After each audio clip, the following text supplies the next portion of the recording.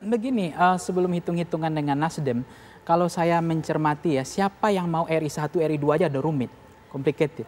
Nah, itu nanti dewa elektoralnya yang menentukan ketika Mas Ganjar tutup bukunya di kepala daerah, ketika Pak Anies sudah tidak ada panggung sebagai kepala daerah.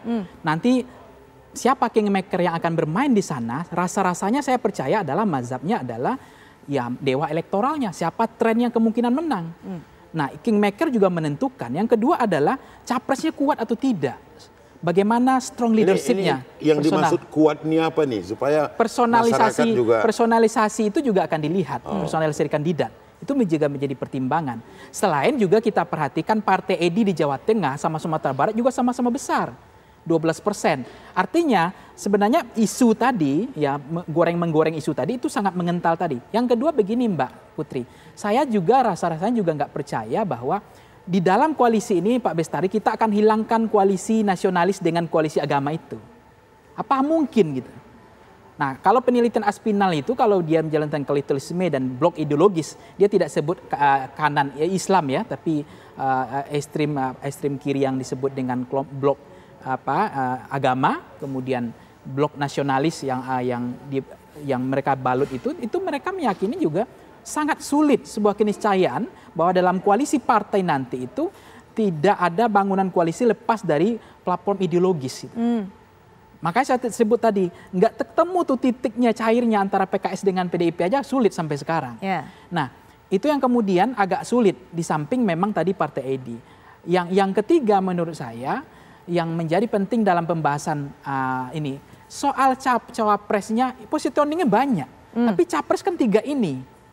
Nah bisa kalau cawapres itu kan bisa Erik ya, bisa AHY sebagai ketua umum partai, bisa Sandiaga Uno, bisa Khofifah, bisa Sandiaga Uno dan seterusnya. Ini banyak sekali stoknya gitu. Tetapi begitu capres hari ini tinggal 3 nama yang leading sebagai pemenang ya, yang maksudnya ya bukan pemenang dalam arti punya potensi kans untuk menang. Bandwagon effect yang kira-kira nanti punya peluang untuk dipilih. Besar kemungkinannya. Makanya kemudian Nasdem ini saya pikir juga akan berpikir bagaimana mencoba meramu ini sedemikian rupa. Tetapi koalisi ini juga koalisi yang dibangun tetap chemistry yang sama gitu. Nah sekarang tinggal bagaimana PDIP. Apakah nanti akan tetap berjuang untuk calon yang kemungkinan menang, atau menyelamatkan partainya karena ini pemilunya serentak. Karena kalau salah mendukung calon presidennya, karena pemilu serentak itu punya bencana terhadap elektoral partainya. Itu mungkin logikanya kenapa Anies nggak mau mundur sebagai cawapres. Padahal kalau mundur, misalnya maksud saya salah, kalau misalnya Prabowo mundur atau tidak maju sebagai capres, maka kan Gerindranya menjadi bencana gitu, tidak terselamatkan. Padahal basis segmennya tadi, begitu Pak Prabowo tidak maju, kemudian di take over Anies diambil oleh Gerindra, maka potensi Gerindra juga sebetulnya ada untuk menang. Kalau linkage-nya dikaitkan Gerindra Anies, Anies adalah Gerindra. Tapi sekarang kan masih menonjol Prabowo Gerindra. Gerindra Prabowo, efek Prabowo efeknya lebih besar daripada Gerindra efeknya. Makanya kalau kemudian hari ini kalau tidak ada Prabowo misalnya, hasil survei saya terbaru kemarin di Sumatera Barat Pak Bestari, di Jawa Barat, yang 3 daerah ini, DKI dan Banten, itu memang Prabowo masih unggul dibanding Anies gitu. Karena splitnya suaranya pemilih di Sumatera Barat masih besar Prabowo, baru Anies kemudian siapa baru 3 nama teratas dari sesuai urutan dari hasil surveinya termasuk pertama tetap Prabowo di Sumatera Barat, yang kedua adalah Pak Anies, Pak Ganjar posisi ketiga kalau nggak salah. Itu kalau dilihat di Sumatera Barat hasil survei yang lain juga nggak jauh-jauh beda. Maka ketika Pak Prabowo tidak maju, maka migrasi suara didasarkan cross step saya, itu kemungkinan pemilih Gerindra itu akan automatically strong votersnya dia akan bergeser semuanya ke Anies. Nah sekarang dengan majunya Pak Prabowo dan majunya Pak Anies itu sangat menguntungkan Pak Ganjar sebetulnya. Karena segmen pemilihnya sama, suara basisnya mereka juga sama, keterbelahannya juga sama, speednya juga sama di masing-masing provinsi.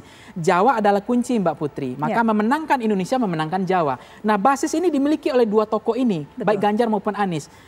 Jawa Barat, Jawa Tengah, Jawa Timur, DKI, Banten. Nah ini kedua sosok ini punya. Pak Prabowo juga punya di Jawa Barat gitu.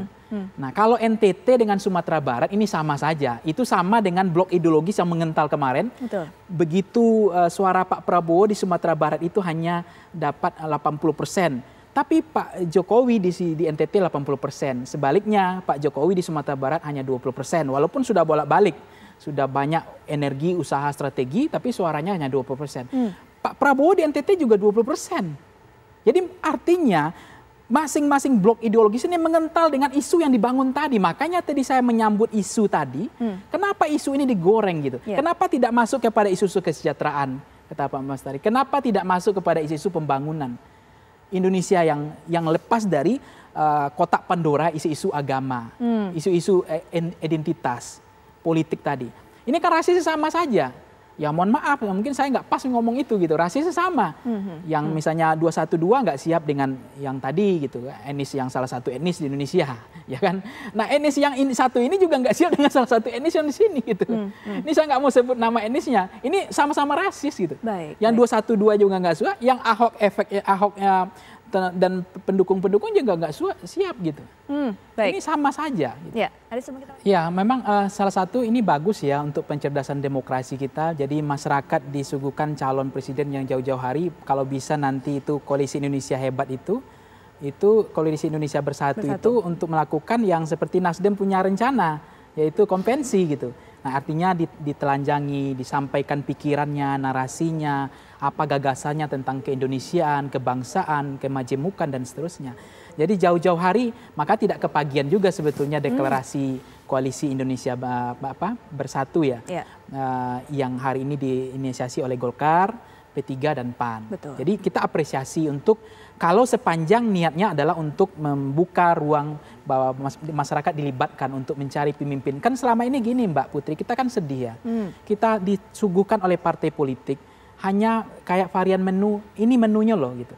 Jadi mereka sudah menyiapkan menunya, kita hanya memilih satu antara dua ini. Sementara kan tidak ada menu lain yang disiapkan. Karena partai otomatis di Indonesia kan yang mengusung calon presiden. Karena otomatis ketua umum dianggap calon presiden, begitu otomatis di Indonesia. Walaupun di Amerika Serikat kan dibuka konvensi itu. Tidak ujub-ujub calon ketua umum, bahkan ketua umum Partai Republik kita nggak kenal di Amerika. Ketua umum Partai Demokrat kita nggak kenal gitu. Nah, ini yang semestinya jangan sampai kita hanya memilih sesuatu yang dihadapkan, itu yang pertama. Tapi nggak ada varian lain, menu lain. Nah, makanya saya apresiasi Nasdem kalau membuka konvensi itu. Nah, walaupun pada ujungnya konvensinya Nasdem nanti adalah mungkin ya trennya yang akan menang, yang akan diusung gitu. Karena ideologinya adalah ya tetap partai memilih yang bakal menang, nggak mungkin memilih yang kalah. Nah, yang kedua adalah nanti kalau misalnya 3 poros ini terjadi, kalau 4 poros mungkin kalau PDIP tidak berkoalisi dengan yang lain. Tapi dalam sejarahnya hampir tidak pernah terjadi PDIP sendiri kan.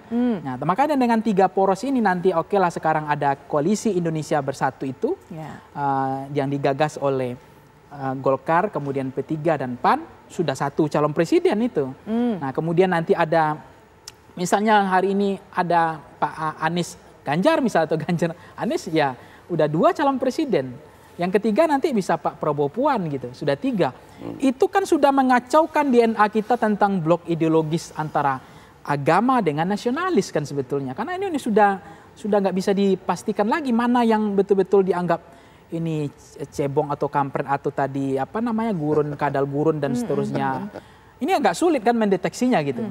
Karena yang tadi itu sudah tidak lagi bipolar, tidak lagi bertumpu kepada 2 kutub kekuatan yang di head to head kan. Rematch pilpresnya ya sudah selesai gitu. Jadi sudah terbelah kepada 3 calon presiden. Dan itu mungkin dengan presiden threshold 20% ini. Itu kita sangat berharap di situ.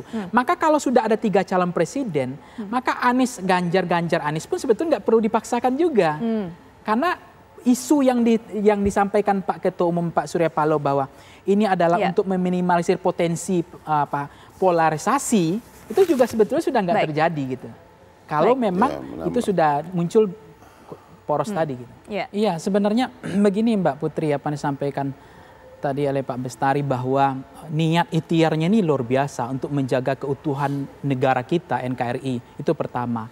Yang kedua adalah menurut saya ini akan mengalami patahan di tengah jalan kalau blok ideologis ini mengental misalnya mengental dengan blok ideologis nasionalis, misalnya NTT sama Manado, kemudian blok preferensi politik Islam, Sumatera Barat, Jawa Barat misalnya, ketika dimainkan polarisasi isu, kemudian kita masih kebayang isu itu waktu itu kalau milih Pak Jokowi nggak boleh disolatkan gitu di Sumatera Barat.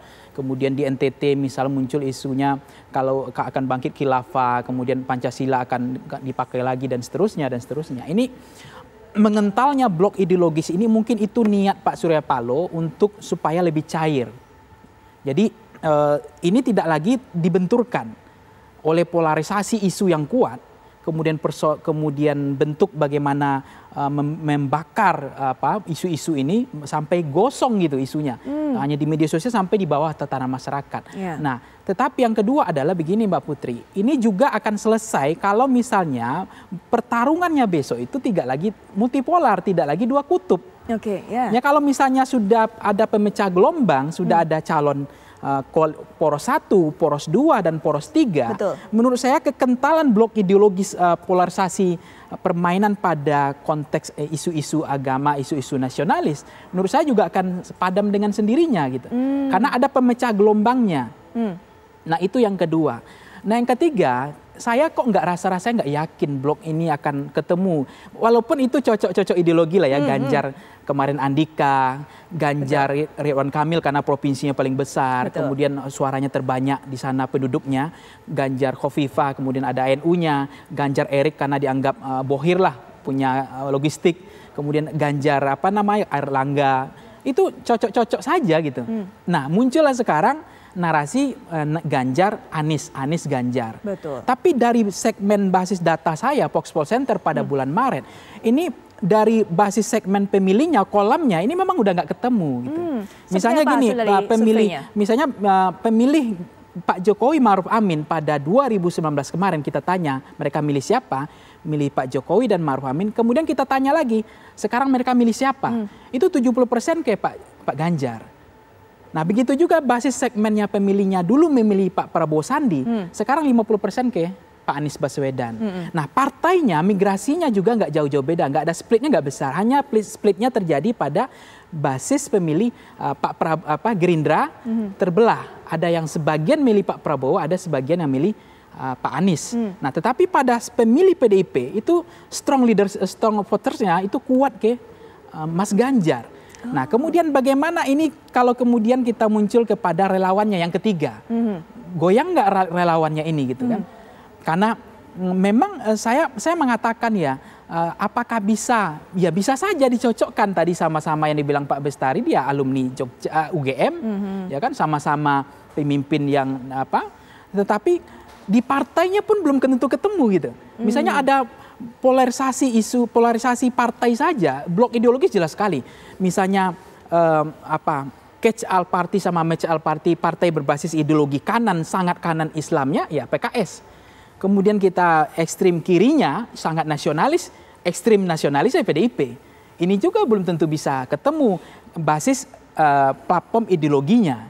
Walaupun bangunan koalisi kita trennya hari ini cenderung transaksional, pragmatis, populisme. Itu cenderung koalisi kita bangunan seperti itu. Tetapi memang saya termasuk orang yang sangat-sangat tidak menerima besok itu ada dua poros itu. Supaya rematch Pilpres itu Bang Bestari, sebenarnya tidak terulang lagi bahwa dihadap-hadapkan dua poros ini. Dan ini sebetulnya seksi isu-isu polarisasi itu digoreng karena kebutuhan tadi. Betul. Karena begitu isu agama kanannya dikuatkan, maka di Sumatera Baratnya kuat strongnya pemilihnya sana. Dia akan mengental sendiri sesuai dengan blok ideologisnya. Nah ketika kemudian isu-isu nasionalis dikuatkan, dia kuat di NTT-nya, di Manadonya. Tapi itu bukan kebutuhan, tapi adalah transaksional pragmatis untuk menang, sehingga terlalu besar bencananya ke NKRI kita, yaitu isu-isu agama, polarisasi ini dibenturkan.